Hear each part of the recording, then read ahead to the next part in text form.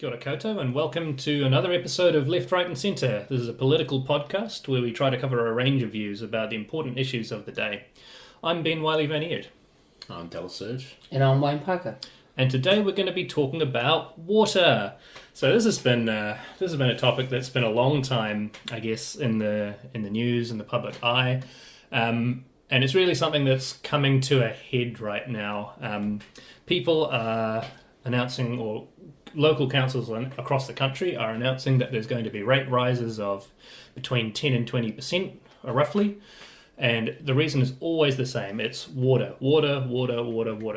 Up and down the country, councils have all sort of been brought to the point where they can no longer ignore how many issues water is causing. In Wellington, near to we live, there's a constant, what do they call it? A punami, I think, last year, where sewage was leaking into the open streets. There are things wrong with the wastewater pipes, the freshwater pipes, and the stormwater pipes.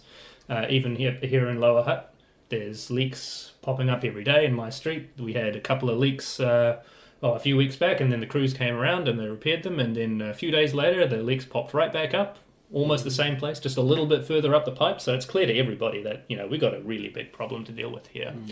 And I guess it's become a little bit contentious now because Labour had a plan to deal with it that had its own criticisms, and now the national government has come in. They brought a new plan in, but the new plan significantly does not involve any money coming from central government, which was a feature of the Labour plan, even though experts said, well, that's not enough to fix the problem. There was at least, I think, $3.4 billion on the table there to help out the councils. Now there's nothing. The rates are going up. We're in a time of high cost increases and inflation, and it's not doing anyone any favours. So what's going on? And I think I'd like to go around the table and hear what's going on in water for you. What do you think are the significant issues? I remember during the local elections, we had one of the members standing for Mayoralty that had actually worked for the council earlier, and so he had a senior position in council. And he was moaning about things which hadn't been done. Now, historically, in our council within the Hutt Valley, the last 20 years, the water infrastructure has been underfunded. And the problem is, when you underfund it 1 year and continue to do it, the pipes get older, they have bigger cracks, bigger leaks, and they've been ignored for 20 years. So we have a problem now where I was talking to you guys earlier about the amount of leakage we have. The amount of leakage we have here is 40%, 30% on council-owned land, 10% on private-owned land. 40% of the water's leaked every day. A stat that I put out online the other night, a question was how much leakage we get in litres.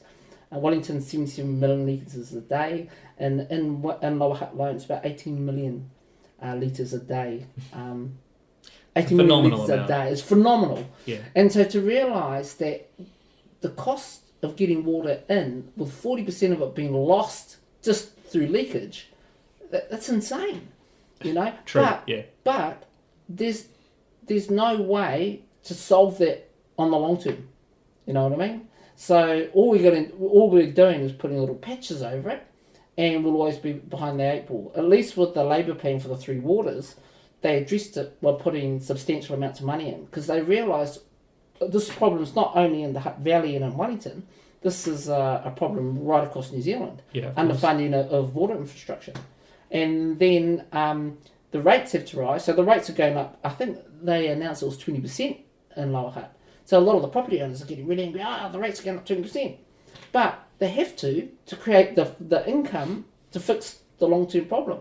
So we're stuck on one of those problems, what comes first, chicken or the egg, where that even though the costs are going up 20%, that's still not going to solve the problem, because we're still going to be short of money continuously. Yeah. Dallas, your views? Yeah, well, it's interesting because I'd like to sit here and spout off about how useless Wellington Water have been and how it feels like nothing's been addressed. Yeah. But I'm actually friends with one of the higher ups there at Wellington Water, and he told me that the group they've got now is probably one of the most impressive groups they've had in Wellington Water in a while. Which, to be honest, even hearing that kind of concerns me if you think about where we're at now to know that this is the most impressive group we've had. And, you know, we have a lot of leaks that pop up everywhere, and obviously some of them don't get handled for like, you know, days, potentially weeks. Yeah. There was one in front of the hospital that's been there for about 3 weeks. Wow. You know, just a real tiny leak. And I think you brought up a point that I was going to mention about the previous local government. You know, I know Ray Wallace did not invest much money into our water. And I know that's been a big change that Campbell Barry's been pushing for, is putting more money into our water. But I think we've kind of come to a point where, you know, and I know in the last recording we talked about, you know, the Malane interchange and all those projects. Yeah. I think we're kind of at a point now where we're at with the economy in the country where we just need to cut most of these pet projects or, you know, these transport ideas and focus a lot more on our infrastructure. You know, if I were in government, I won't be putting much money towards, you know, cycleways or all this other stuff. I would be focusing up all on the water at the moment. Because, you know, the last thing anyone wants is meters on our water or rate increases when, you know, everything is already costing quite a bit. So I think the council needs to start looking at making some hard decisions and making some big cuts instead of putting up the rates by so much. I think there's sort of like... Yeah, it's interesting that you raise, because Wellington City Council, we get the news from Wellington, of course, being neighbours to Wellington. Wellington City Council has been, they requested some kind of audit, I think, of Wellington Water. They weren't too happy about the levels of service or something like that they were getting from Wellington Water. And it does sort of seem like, I've covered this before when we talked about infrastructure, I think. New Zealand seems to pay more money to get the same infrastructure than do other countries around the world. So there's an issue with, even when we're putting money in, it's not working efficiently enough or smart or effectively enough to solve the problems that we have. But, you know, as you say, Wayne, like, there's this other issue where it doesn't matter how effective and efficient the money that you put in is there still isn't enough, because we have. And I totally agree with that. We've underfunded our water infrastructure for, like, I would say even as much as 40 years, like more than 20. I think as much as 40 years we've probably been doing that. And people are saying, why is this bill so big now? I think the answer to that is the bill has been this big for 40 years. We just haven't been paying it. And now, you know, now the repo men have come in to collect their due in the form of leaks and sewerage and all the rest of it. You know, we could continue along this low rates, low investment kind of model, but things are only going to get worse if we do that. So we just sort of have to ask ourselves, what kind of cities do we want? What kind of water infrastructure do we want? And then it costs what it costs, and we've got to pay that to get it, you know, to get it done. See, well, I won't lie to you, mate. Even when you say that, the Wellington City Council are not satisfied with Wellington Water, even that starts to get me a bit frustrated of the audacity of Wellington City Council to make a claim like that when they're turning around and proposing spending like $30 million on the old Reading Cinemas building. Oh, don't get me started on that. You know, I think the councils, you know, don't prioritise where they need to spend their funds. They put forward these pet projects and then they get annoyed when there's not enough money for important infrastructure. It's like, how Definitely much money hear have what we you're put saying, towards, like, I know I keep talking about the cycleways, but how much money have we put towards, like, cycleways or, you know, developing these massive, like, sports complexes and centres and even our event centre and that big, awful hotel in Lower Hutt City. Oh, you're not How fair, much huh? money have we wasted towards these projects instead of putting it on infrastructure? But then our councils and local reps have the audacity to complain that there's not enough money. When to me it kind of feels like they've been spending it poorly over the past few years. Definitely would have been good to get, you know, a lot more money from the central government towards addressing this, like they should be doing. But I think at the same time we can't also be too angry at the fact that there's not enough money when it's our local reps who haven't been spending it wisely. I think it's become such a problem because historically it's just built up. So, you know, if you look at historically on today's rates, it's about 1.2 billion per term. So it's 400 million a year that should have been invested in this the last 20 years. And so if you times 400 by 20 years, you know what I mean? Big number. You got a big number. And now, like you said, we have to pay the ferryman, you know? And the problem's gotten so big. 40% of water. The last 2 nights haven't been able to get to sleep because that number's been sitting in my head. 40% of our water is leaking out. What the heck's going on? And then what I really liked about Wellington Water and the guy that comes to speak, I've gone to a number of consultations he's done throughout the community. And I've just come in and brought other people in. And what I've liked about him, you ask him a question, he answers you. And so the other night, That's good. a direct question came out, how much water is needed today? He came out with a number immediately, 77 million litres. And we all stopped in awe and we were like, can you say it again? And then he said 77 million litres a day. And we all sat there looking at each other thinking, what? And that's why I put that question up on social media, asking how much leakage in a day of water. But I've got to take my hat off to them. All the consultation I've done are really professional. They've got all the plans. People have come in and asked some of the most random questions. They can answer them off the top of their head because they're well researched. So for me, I've been to 5 around at the different libraries. I'll give my thumbs up. At the presentation he did the other night, he just got straight to the biscuits. Yep, blah, blah, blah, blah. All the questions that come on online at the table, he answers them off the floor. And that's what I was thinking, that's really good. Because usually when people are dodging things, they do the political thing where they don't answer the question. Yeah. And I've got to say, probably one of the first consultants, you ask a question, he answered it, they get the big thumbs up from me. and to hear people that are worried about their performance, I can't agree with that. And we need more contractors, like that, and more organisations like that working for us, because I can see they've pointed out a problem. They've even says from the expected income, we cannot solve this problem. And one thing I really took in is I asked them a question. I says, when they fix the leakage problems that are reported, is it done like a triage? He says it's exactly like a triage, right? So when you go to the hospital, the person who's having a heart attack, they get looked after first. So if it's a small leak, that small leak can take months because it's at the bottom of the order.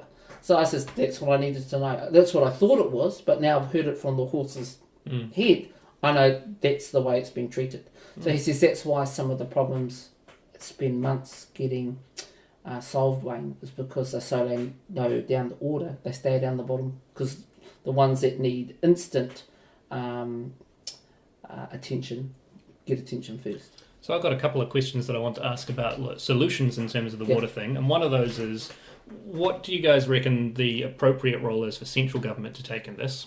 Because Labor had a vision where they sort of contributed a little bit and then they enforced this particular model on the local governments, and National is now given a more of a hands-off, you sort it out approach. But where do you reckon the role for central government is in this issue?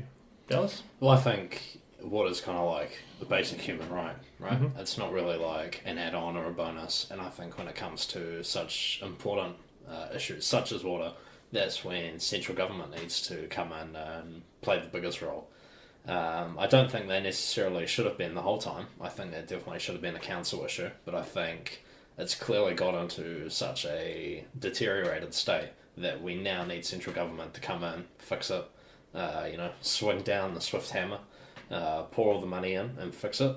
I think to constantly just put up rates and rates and rates every single year to accommodate for this when there's still big issues because there's not enough money, I don't think that's going to fix anything. That sort of ties into the second question I was going to ask, which is what's the appropriate funding and financing to get on top of this? So you reckon other financing tools other than rates need to be on the table? Yeah, look, I think we need to get people with actual accounting experience. No offence to Nicola Willis. I think we need to get actual finance people in, and I think we need to do a serious audit of what our government's budgets are looking at, what their priorities are. I think, to put all this money into, changing government's names or putting all this money into doing all these big audits of Kāinga Ora and etc. at the moment, I think we need to focus on where we're actually spending that money. I don't think tax cuts are appropriate for this year specifically. I think we just need to get a group of actual educated professionals who have lifetime experience in finance and managing money to come in and sort out how messy our books are looking. I think we can't just keep putting it into the hands of politicians who have, Bachelor of English and Arts degrees and political science degrees. I think we need to get actual experts in to sort out the mess that we've dug ourselves into. Wayne, what do you reckon? Role for government and how we finance it? This is one of those ones that goes into the too hard basket. But one thing I will agree with what Dallas says is that you have to utilise professional advice. When you get voted into Parliament, it's a popularity contest, you know what I mean?